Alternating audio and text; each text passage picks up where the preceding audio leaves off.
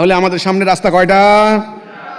হেদায়া, দলালা, সত্য, মিথ্যা, ন্যায়, অন্যায়, আল্লাহর হুকুম, ইবলিসের হুকুম। আমি কোনটা মানবো? আল্লাহর হুকুম।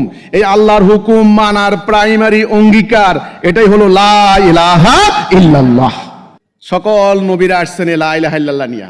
লা ইলাহা ইল্লাল্লাহ। আদম সফিউল্লাহ, আদম আলাইহিস সালাম ওনার সন্তানদেরকে বলে দিয়েছেন, এই ইবলিসের আনুগত্য করিস না, ওইদিকে যাইস না, তোরা এইদিকে আয়। উনি এই কথা বলে চলে গেছেন।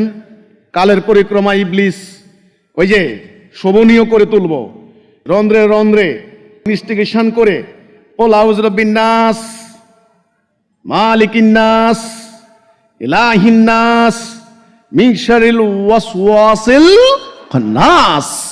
এই ওয়াসওয়াসা দিয়া, ইনভেস্টিগেশন দিয়া আল্লাহর পথ থেকে নিয়ে গেছে আবার ওইদিকে।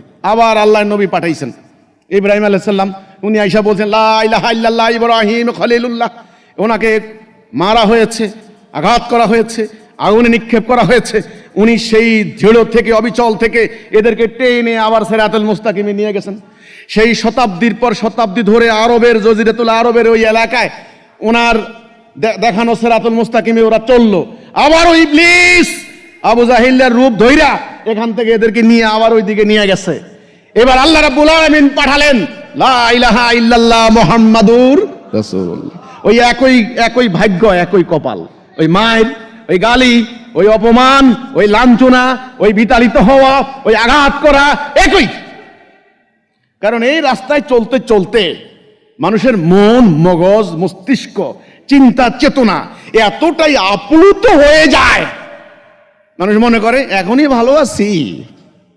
বলে না, আমাদের বাপ দাদার 14 পুরুষ যেমনে গেছে আমরা অমনি যাবো, কয় কিনা? আল্লাহর কথা কিনা এটা? ওরা বলে ওদের বাপ দাদার 14 পুরুষ যেমনে গেছে ওরা অমনি যাবে। তারা যদি ভুল পথে ছিল তারপরেও তারা যাবে? আল্লাহ বলেন, প্রশ্ন করেন। তাহলে সিরাতুল মুস্তাকিম থেকে মানুষ যখন শয়তানের পথে চলে যায় তখন মানুষের ধ্বংস অনিবার্য।